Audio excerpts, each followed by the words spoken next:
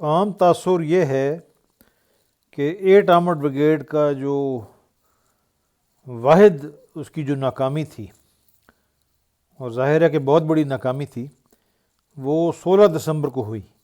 یہ عام تاثر ہے.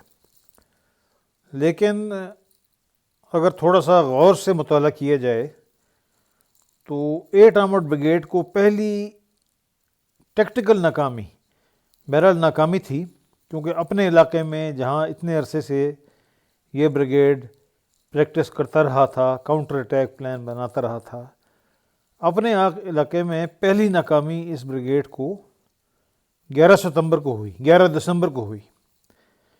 اس وقت 36 ڈویژن ایڈوانس کر رہا تھا، اور سندھ ہارس کے 2 اسکواڈنوں نے 8 آرمڈ بریگیڈ کی ایک پوزیشن تھی ملک پور کے اوپر،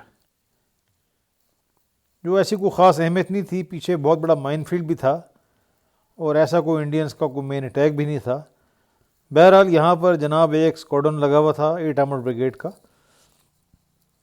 اور سندھ ہارس نے اس کو جنوب سے آؤٹ فلینک کیا. اب جنوب سے کیسے آؤٹ فلینک کیا، یہ بھی بڑی ایک قابل اعتراض بات ہے. یعنی اپنے علاقے میں آپ بیٹھے ہوئے ہیں، آپ نے تیاری بھی پوری کی ہوئی ہے. 8 آرمڈ بریگیڈ کے پاس پوری 29 FF بھی تھی، جس نے جنگ میں کوئی خاص کام نہیں کیا. اس کے صرف 2 بندے جنگ میں مرے، جو کہ مذاق خیز بات ہے کہ انفنٹری بٹالین کے 2 بندے جنگ میں مرے. یہ پاکستان آرمی میں گینس بک آف ریکارڈ ہے.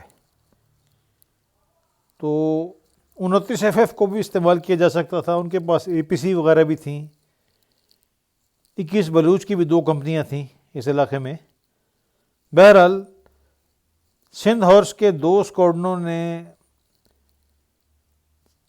8 آرمڈ بریگیڈ کے ایک اسکواڈن کو، جو 31 کیولری کا اسکواڈن تھا، اس کو جناب آؤٹ فلینک کیا، جس میں زیادہ تر ٹینک جو تھے وہ ہٹ ہوئے، اور ایک افسر کا بھی ٹینک ہٹ ہوا جس کو انڈین آرمی نے قیدی بنایا.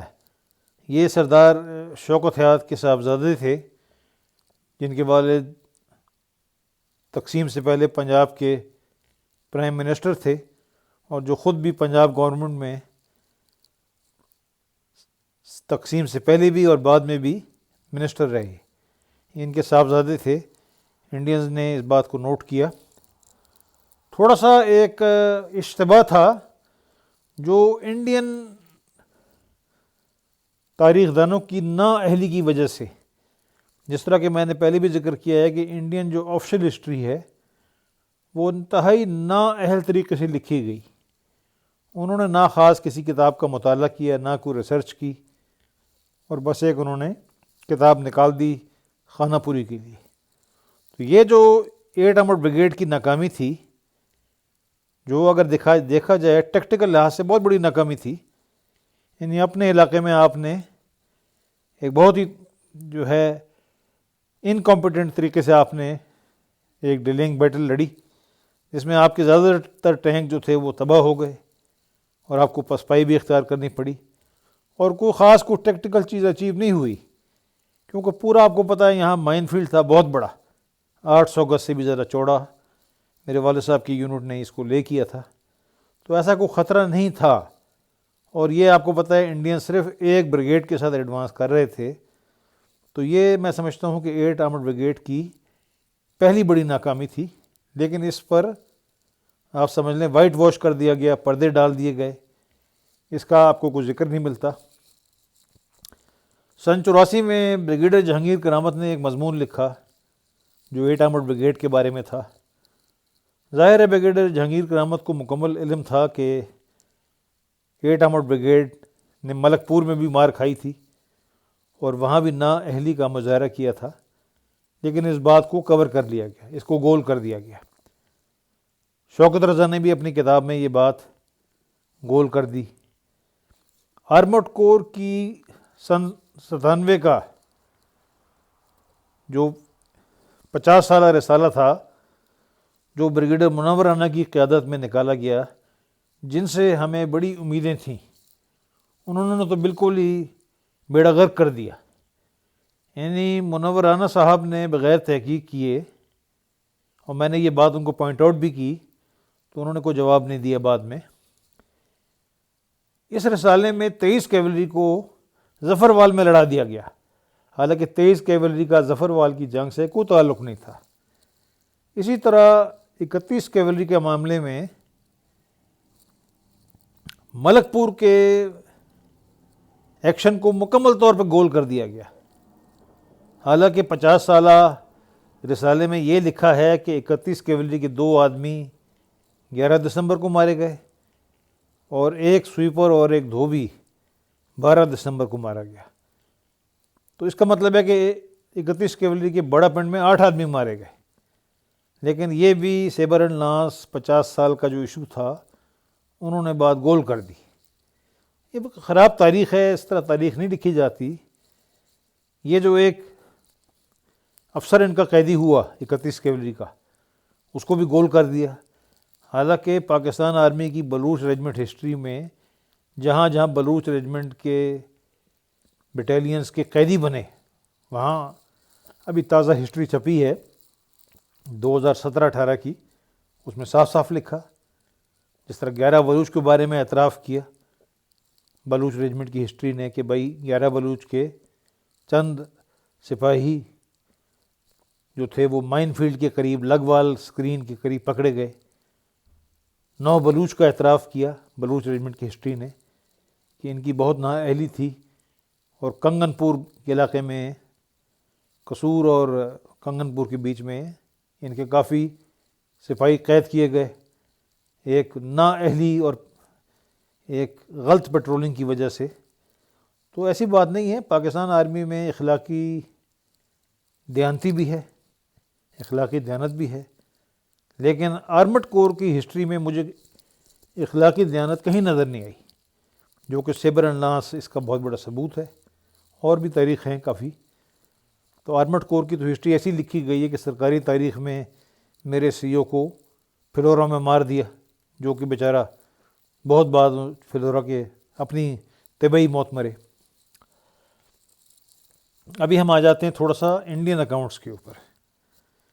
انڈین جو آفیشل ہسٹری ہے وہ کہتی ہے کہ 14 ہارس نے ایک ڈیپ آؤٹ فلینکنگ منور کیا اور پاکستان کے آرمڈ اسکواڈرن کو گھیر لیا اور 7 پیٹن ٹینک تباہ کیے، اور ان کو پسپائی پر بھی مجبور کیا۔ یہ لالو چک کا اور ملک پور کا علاقہ تھا۔ اچھا، اب جناب دوسری آ جاتی ہے انڈین، آپ لگا لیں یہ سخونت سنگھ کی کتاب۔ سخونت سنگھ بھی لکھتے ہیں، تھوڑی سی انہوں نے بہت بڑی غلطی کی ہے، حالانکہ تھوڑی سی اگر تحقیق کرتے تو ایسی غلطی نہ ہوتی۔ سخونت سنگھ فرماتے ہیں کہ 14 ہارس نے ایڈوانس کیا اور ایک اسکواڈرن کو گھیر لیا جو کہ 33 کیولری کا تھا، پیٹن ٹینک تھے۔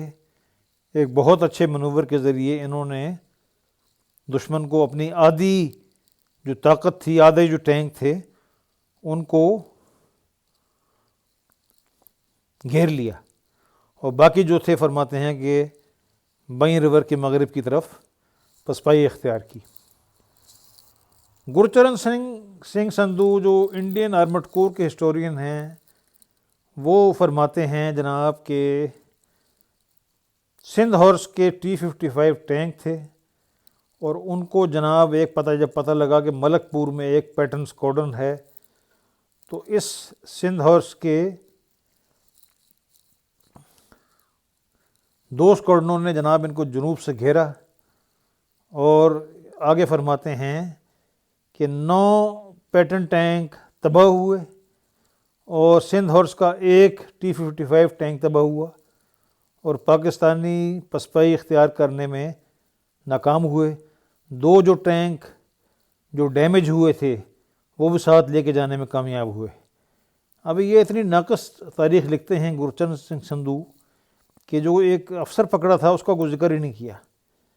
یہ ان کی نااہلی آپ سمجھ لیں۔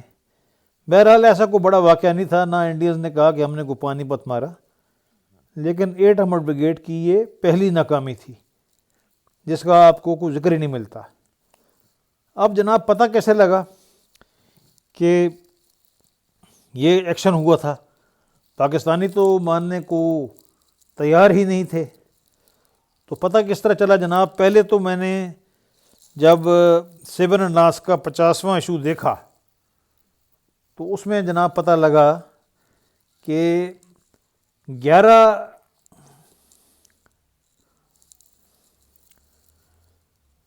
دسمبر کو 31 کیولری کے 2 آدمی مارے گئے، اور آگے لکھا ہے رکھ. بڑی گول مول سی بات کر دی ہے، ملک پور کا ذکر ہی نہیں کیا، رکھ لکھ دیا. اس سے ظاہر ہوا کہ 11 دسمبر کو کوئی ایکشن ہوا تھا جس میں 31 کیولری کے آدمی مارے گئے. لیکن خوش قسمتی سے جنرل کانڈت نے، جو انڈین آرمی کے ویسٹرن کمانڈ چیف تھے، انہوں نے کلیئر کر دیا. انہوں نے کہا کہ دشمن کی جو پسپائی تھی اس کو 31 کیولری کے اسکواڈرن نے کور کیا، اور ساتھ ریکی سپورٹ بٹالین بھی تھی. 14 ہارس جو انڈین ایڈوانس کو لیڈ کر رہی تھی، اس نے جناب جنوب سے دشمن کو آؤٹ فلینک کیا. آگے فرماتے ہیں کہ 14 ہارس نے 31 کیولری کے وہ ٹینک جو 115 بریگیڈ کا ایڈوانس روک رہے تھے ان کو جنوب سے آؤٹ فلینک کیا. اور اس ایکشن میں جو لالو چک اور ملک پور کے علاقے میں ہوا، یہاں ایک پاکستانی ینگ افسر کا ٹینک ہٹ ہوا اور اس کو ہم نے قیدی بنایا. اور بعد میں جناب کرنل سرجیت سنگھ جو سندھ ہارس کے کمانڈنگ افسر تھے 14 ہارس کے، انہوں نے اس کے ساتھ بات چیت کی، سوال جواب کیے، تو پتہ لگا کہ یہ سردار شوکت حیات کے فرزند ہیں، جو کہ جنرل کانڈت کے انڈین ملٹری اکیڈمی میں کورس میٹ بھی تھے. تو ان کے ساتھ کافی انڈین نے پھر اچھا سلوک کیا وغیرہ وغیرہ. لیکن اس افسر کو تو ظاہر ہے بالکل گول کر دیا. اب آرمڈ کور کی ہسٹری کس طرح لکھی گئی ہے، کیا ان کا موٹیویشن ہے، کیا چاہتے ہیں ثابت کرنا، اس کے بارے میں تو ایک لمبی ڈسکشن ہو سکتی ہے. بہرحال یہ 8 آرمڈ بریگیڈ کا پہلا ایکشن ہے جس میں 8 آرمڈ بریگیڈ نے کافی ٹیکٹیکل انکمپیٹنس یعنی ٹیکٹیکل نااہلی دکھائی، اور اس ایکشن کو پاکستان سائڈ پر بالکل گول کر دیا گیا.